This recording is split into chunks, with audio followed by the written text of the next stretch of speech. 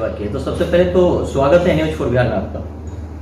धन्यवाद चंदन जी, news for Bihar की पूरी टीम को मेरी तरफ से धन्यवाद। इस चुनावी कैंपेन में जी मुझे हिस्सा बनाने के लिए तहे दिल से धन्यवाद जी। पहला सवाल सर आपसे ये है कि इससे पहले कभी आपका राजनीतिक चेहरा कभी पानापुर में दिखा नहीं, और जैसे ही दिखा उसके बाद आपने जीत हासिल किया, ये कैसे कर पाए इतना? देखिए, सबसे बड़ी बात कि हम तो नौजवान थे जी।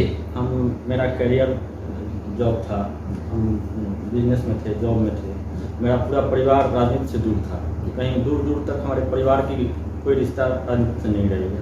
हाँ, मित्र और दोस्त लोग रहे हैं, राजनीतिक परिवार से मेरा घनिष्ठ संबंध रहा है। दूसरी बात कि यहाँ अगर हम लोग जैसे लोग भी नहीं आए तो यहाँ के लोगों की समस्या कोई नहीं सुन सकता है। हमसे पहले भी यहाँ जिला पार्षद लोग रहे हैं, बहुत प्रतिनिधि आए हैं गए हैं, लेकिन दोबारा उन लोगों ने सर्वाइव नहीं, लोगों को ऐसा नहीं किया है कि दोबारा वो आए। हम लोग पहली बार चुनाव, मेरी पत्नी पहली बार चुनाव लड़ी, उस समय मैं जॉब में था, इसलिए मैं अनारक्षित सीट होते हुए भी अपने पत्नी को चुनाव लड़वाया और लोगों ने मुझे मान सम्मान के साथ प्रतिनिधि बनाया, मेरी पत्नी को प्रतिनिधि बनाया।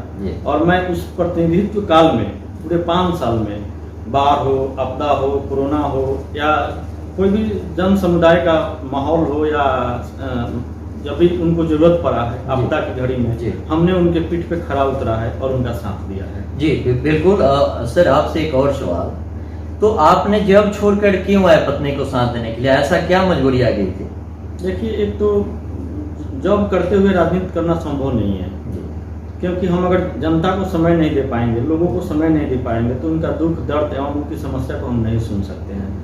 अगर हम जॉब करें और प्रतिनिधित्व भी करें तो दोनों पॉसिबल नहीं है। इसलिए मुझे लगा कि हमें लोगों की सेवा करनी है तो अपना त्याग, कुछ ना कुछ त्याग करना होगा। तो हमने अपना जॉब छोड़ के उसके बाद मैंने अपने राजनीति में पूरा समय दिया और पत्नी को प्रतिनिधि बनने के बाद का सारा काम धंधा एवं जो भी जनहित का मुद्दा है उसको मैंने उठाने का कहा। जी बिल्कुल।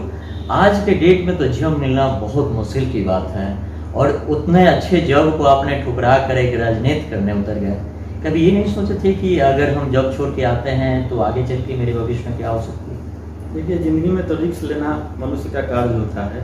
हमने एक जॉब नहीं, हमने 7-8 जॉब किया है। हमने केंद्र सरकार की जॉब भी पकड़ी, हमने एयरफोर्स, नेवी, लेक्चरशिप का जॉब, मैंने क्लास 1 का भी जॉब किया। उसके बाद अभी भी मैं रिसर्च स्कॉलर हूँ, फिजिक्स से PhD कर रहा हूँ। फिर मेरे भविष्य में भी मेरी जॉब की संभावना अनिश्चित नहीं है, मेरी जॉब की संभावना फिक्स है। लेकिन जब हम जनहित में हैं, जनता की सेवा में हैं, तो कोई एक ही काम ना कर सकते हैं, या तो खुद कमा सकते हैं, नहीं तो जनता की सेवा कर सकते हैं। दूसरी चीज़ की मेरी पारिवारिक बैकग्राउंड रही है कि मेरे घर में सब कोई जॉब में ही है, इसलिए ऐसा कोई व्यक्ति नहीं है जो इसके लिए हो सके। तो मुझे तो जब हम आए हैं तो मुझे तो इसको सुनना पड़ेगा, करना पड़ेगा ना। इसलिए फिर हम अपने राजनीति के बाद का ऑप्शन रखे हैं कि हमको उसका भी ऑप्शन है, क्योंकि हम लॉ भी किए हुए हैं। अच्छा, हमने लॉ की पढ़ाई भी की हुई है, PhD भी कर रहे हैं। मेरा PhD हो सकता है कि 1 महीने के अंदर में मेरा कंप्लीट हो जाए। तो इतनी हाई एजुकेशन होते हुए भी एक राजनीति करना, इससे क्या माना जा सकता है? देखिए, कम से कम पानापुर एक हमारे जिला का सबसे सुदूर ब्लॉक था। वैसे ब्लॉक में अगर कुछ बुद्धिजीवी एवं समाजसेवी लोग थोड़ा सा पढ़े लिखे हों तो वे लोग भी हम लोगों का सम्मान करते हैं। हम जैसे प्रतिनिधि को तभी न लोग वोट दे के जिताया। हमको लगता है 2200-2400 वोट से हमको जिताने का एक मुख्य कारण था कि हम पे जनता का विश्वास था, लोगों का विश्वास था, गार्जियनों का आशीर्वाद था एवं बच्चों का प्यार था, भाइयों का प्यार था। जी बिल्कुल। आपको 5 साल मौका दी पानापुर पश्चिमी भाग के जनता, तो आपने 5 साल में ऐसा क्या किया कि फिर पुनः चुनाव होने वाला है, सामने चुनाव है, तो फिर आपको मौका देगी? देखिए, सर्वप्रथम तो हम चुनाव लड़े, उसके प्रारंभ में ही हमसे जनता ने चैलेंज लगाया, चैलेंज दिया भी हमको कि आपको ये काम करना है। हम उस समय विद्युतीकरण का कार्य करवा रहे थे, उस समय EMC कंपनी की कार्य चल रही थी, उससे हमने एग्रीमेंट करवाया था। हमने उनके प्रोजेक्ट मैनेजर से विभाग के सचिव तक हमने जाके अपने पानापुर प्रखंड के लिए कम से कम 150 ट्रांसफार्मर लाके और वितरण करने का कार्य किया, जो मैंने निःशुल्क हर ग्राम में, हर ग्रामीण में, हर वर्ग में, हर टोला में हमने विद्युतीकरण कार्य को सुचारू रूप से करवाने का कार्य किया है, जिसका श्रेय जनता ने मुझे भी दिया और यहाँ के लोगों ने सहयोग किया, जिसका एकमात्र परिणाम था कि लोगों ने मुझ पर विश्वास किया। और उस उसमें ना कहीं हमने किसी को शोषण होने दिया, ना किसी को परेशानी होने दिया। उसके अलावा हमने पिछले 5 साल में बाढ़ जैसी आपदा आई, मैंने जहाँ तक हो सके भरसक मैंने प्रयास किया प्रशासन से लड़के अपने मदद से निजी कोष से लोगों का सहयोग किया। कोरोना में मैंने घूम घूम के लोगों को मदद करने का कार्य किया, ऑक्सीजन सिलेंडर हो एडमिट करवाने का कार्य किया।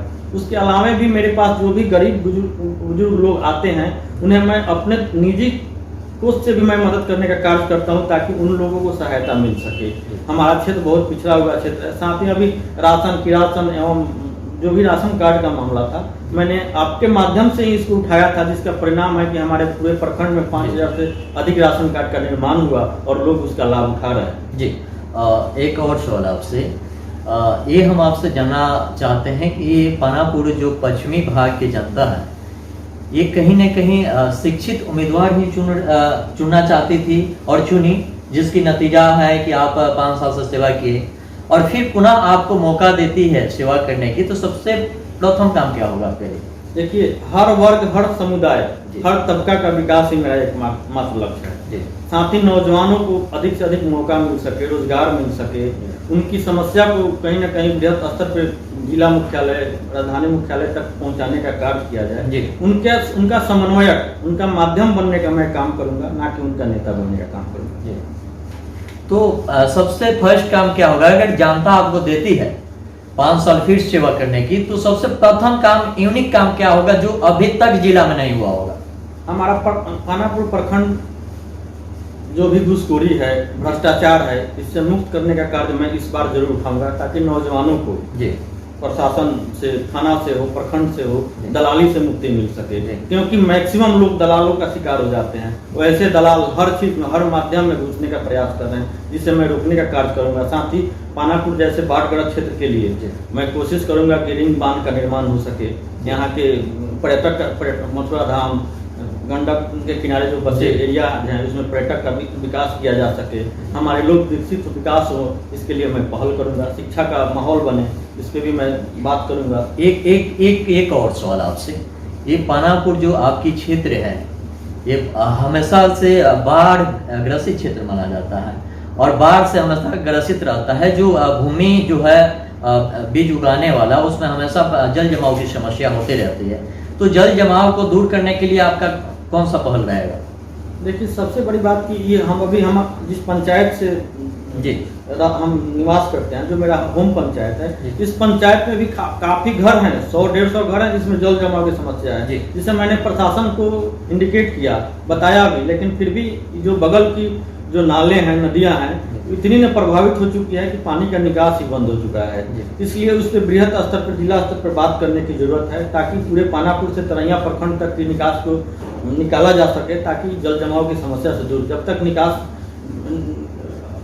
क्लियर नहीं होगा, उसको साफ नहीं किया जा सकता है, तब तक जल जमाव की समस्या से निदान नहीं पाया जा सकता है। क्या ये माना जा सकता है कि अगर आपको मौका दिया जाए तो ये जो समस्या है, जनता की समस्या है, जो ग्रामीण की समस्या है, किसानों की समस्या, ये दूर हो सकती है?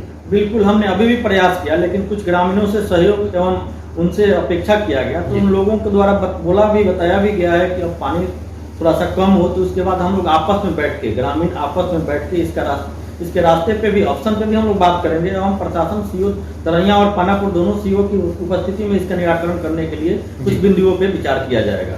हम भी प्रयास करेंगे कि इसका समाधान जल्द से जल्द हो सके। जी, बहुत बहुत धन्यवाद। आप देख सकते हैं कि ये मुंचुन सिंह जी थे, अर्चना सिंह के पति, जो 5 साल यहाँ पे लगातार इन्होंने सेवा किया है और यहाँ की जनता को ये विश्वास है और उम्मीद भी है कि अगर पानापुर के क्षेत्र जो है बाढ़ ग्रसित है, जल जमाव की समस्या हमेशा बनती रहती है और बनी भी है, तो इसे दूर करने के लिए एकमात्र यही जरिया है मुंचुन सिंह जी, जो तो दूर कर सकते हैं। तो आप देखते रहिएगा फिर पुनः न्यूज़ फॉर बिहार। तब तक के लिए धन्यवाद।